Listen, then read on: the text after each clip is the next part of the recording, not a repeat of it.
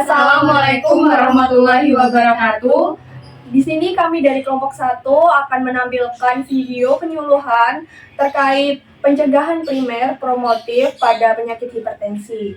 Perkenalkan, nama saya Rimba Ariska Dewi. Di sini saya sebagai audiens. Saya Irma Koletate Senawati sebagai audiens. Saya Mirnawati Macina sebagai penyuluh. Saya Farah Uluk sebagai audiens. Selamat menyaksikan.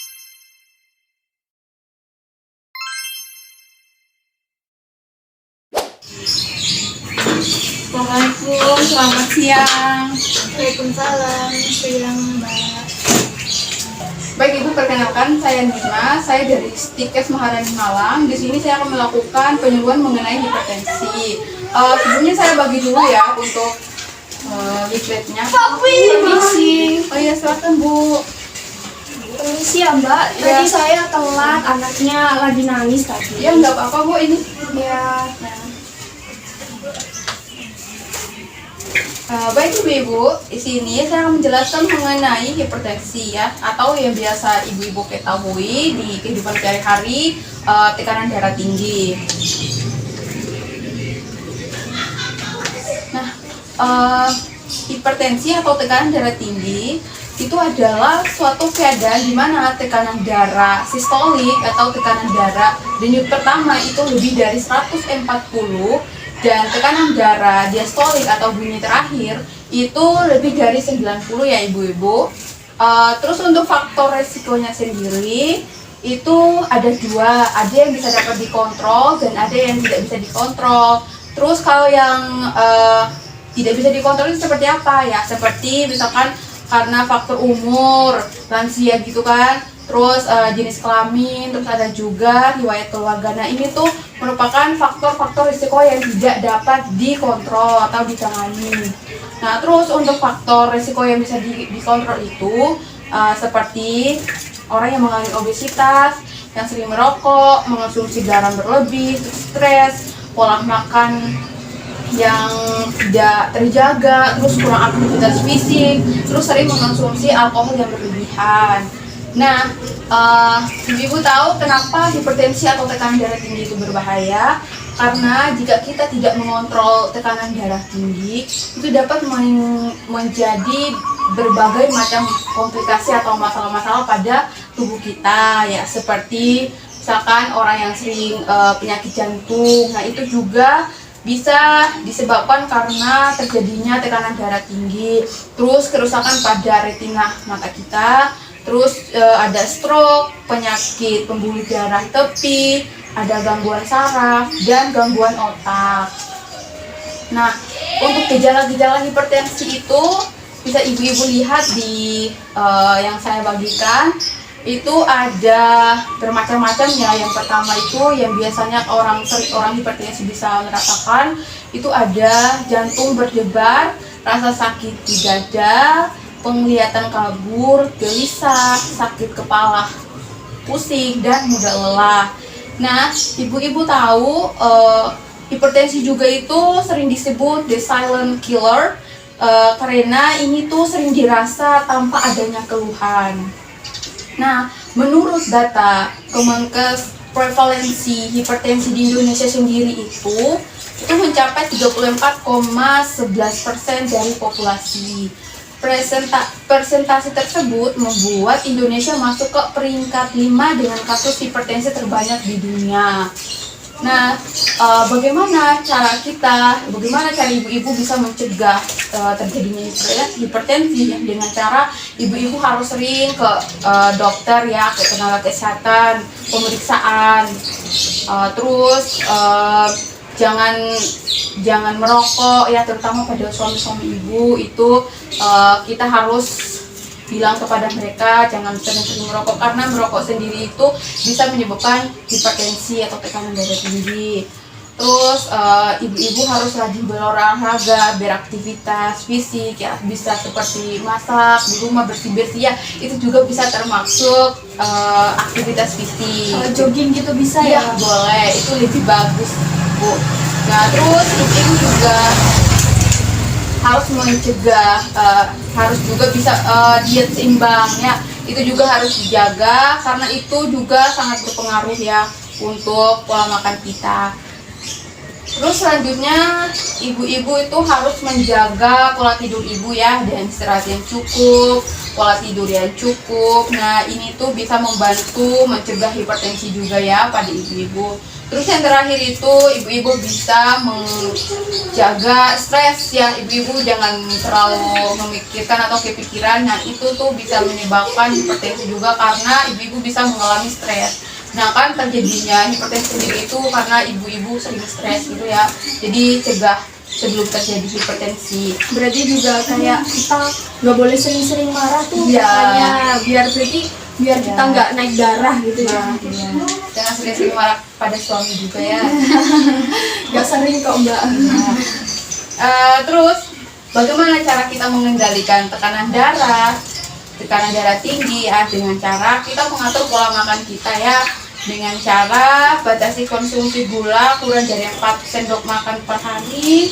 Terus kita menjaga protein dan lemak ya, seperti batasi makanan berlemak atau gorengan itu kurang dari sendok makan minyak per hari. Terus kita juga makan ikannya sedikitnya 3 kali per minggu ya. Terus selanjutnya kita bisa mengonsumsi buah-buahan dengan 5 porsi atau 400 sampai 500 gram per hari. Nah, buah dan sayur juga per hari. Terus untuk batasi garamnya kurang dari 1 sendok teh per hari saat memasak. Terus batasi makanan olahan cepat saji. Baik ibu-ibu, itu tadi yang bisa dapat sampaikan.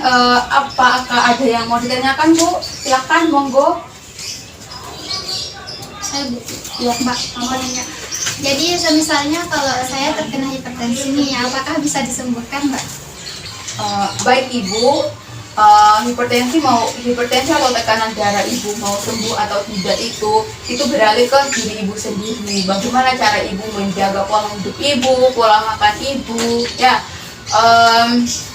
Tetapi semua itu tidak sepenuhnya bisa sembuh. Ibu itu harus berkonsultasi lagi ke dokter untuk mengetahui tekanan darah ibu. Ya Bu, lagi Bu yang mau nanya? Ya, silakan Bu. Baik Mbak, ini saya mau bertanya. Misalnya saya terkena ini hipertensi, apakah anak saya juga bisa terkena Bisa beresiko mengalami gitu ya Bu? beresiko mengalaminya itu ya? Bisa dibilang iya ya Bu, karena anak remaja itu bisa juga terkena hipertensi. Terus yang udah saya masukin di brosur sendiri bisa Ibu lihat, untuk faktor risiko itu bisa dipengaruhi atau bisa turun-temurun juga ya ke anak ibu. Jadi kalau misalkan ibu terkena hipertensi, anak ibu juga bisa terkena hipertensi ya Bu. Jadi ibu itu harus sering memeriksakan anak ibu ke dokter biar mengecek tekanan darah anak ibu, apakah tekanan darahnya normal atau tidak gitu ya Bu. Ya. Apakah ada yang mau ditanyakan lagi? Saya Mbak mau nanya, gimana caranya saya menjaga tekanan darah saya biar stabil sampai nanti saya tua? Ya, baik. Dengan cara yang sudah saya masukkan ke brosur sendiri, bisa ibu-ibu lihat. Kita bisa mengatur pola makan kita ya dengan cara batasi konsumsi gula kurang dari 4 sendok makan per hari. Misalkan ibu-ibu minum teh ya, itu usahakan sendoknya itu kurang dari 4 sendok makan. Itu Banyak jangan banget Mbak. jangan banyak-banyak, maksudnya jangan sampai manis-manis gitu ya, jangan kemanisan. Nah itu tuh bisa menjadi faktor-faktor pemicu atau yang akan membuat kita mengalami hipertensi nanti. Nah terus kita juga membatasi makanan yang berlemak seperti gorengan-gorengan gitu ya, jangan sering makan gorengan, apalagi biasanya di ibu-ibu ini pada suka makan gorengan-gorengan gitu ya. Nah itu untuk kita harus sering batasi dari sekarang sebelum terjadinya hipertensi nanti. Terus ibu-ibu juga harus batasi makanan yang berlemak seperti gorengan gitu ya.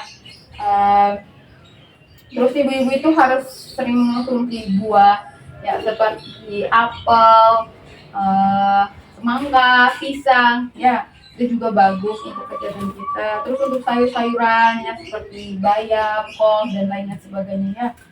Terus ibu-ibu juga batasi makanan yang cepat saji. Ya, tahu ada di sini ibu-ibu yang mageran gitu ya, yang mau makan mie doang. Nah itu tuh harus dibatasi ya, karena itu tuh bisa memicu kita terkena hipertensi di usia yang akan datang nanti. Mungkin sekarang belum, tapi kedepannya pasti akan mengalami jika kita sering mengonsumsi hal-hal yang seperti saya bilang tadi. Apakah ada yang mau ditanyakan lagi? Saya mau tanya, di leafletnya di brosurnya ini kan pada bagian atau pola makan tuh ada garam ya. Kenapa kok kita harus mengurangi atau membatasi pemakaian garam? Baik, Ibu, kenapa garam harus dibatasi pada orang hipertensi? Karena garam sendiri itu dia menyebabkan peningkatan tekanan darah pada tubuh kita. Terus garam atau natrium itu menyebabkan resistensi dalam cairan tubuh kita itu meningkat, sehingga volume darah kita juga ikut meningkat. Nah ini bisa menyebabkan seseorang cepat mengalami tekanan darah tinggi atau hipertensi. Apakah ada yang mau ditanyakan lagi? Saya mau nanya Mbak, silakan. Di sini kan itu tertera tekanan darahnya itu lebih dari 140 dan lebih dari 90. Kalau seusia saya itu normalnya berapa ya, Mbak? Kalau seusia ibu itu normalnya 120/80. Jadi kalau misalkan lebih dari itu bisa dikatakan ibu mengalami hipertensi. Apalagi kalau rendah dari itu bukan hipertensi lagi, hipertensi. Jadi ibu harus sering mengecek tubuh ibu atau kesehatan ibu ke dokter ya, biar bisa mengetahui kesehatan ibu lebih lanjut. Apakah ada yang mau ditanyakan lagi? Kayaknya sudah cukup. Baik.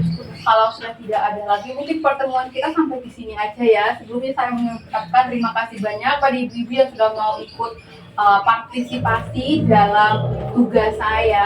Saya mengucapkan banyak-banyak terima kasih ya. Itu saja yang bisa saya sampaikan. Jika ada salah kata mungkin saya mohon maaf. Wabillahi taufiq wal hidayah. Wassalamualaikum warahmatullahi wabarakatuh. Terima kasih ya, Mbak. Ya.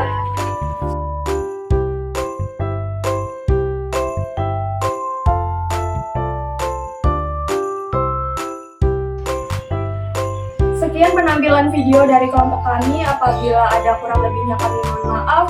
Wassalamualaikum warahmatullahi wabarakatuh. Terima kasih.